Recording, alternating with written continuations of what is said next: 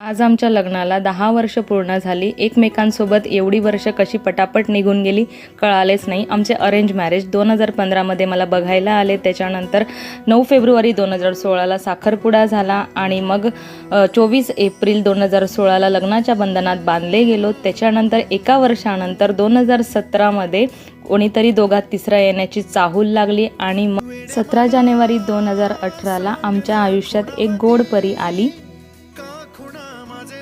2023मध्ये आम्ही आमचं स्वतःचं घर घेतलं. तिथून आमच्या स्वप्नांची सुरुवात झाली.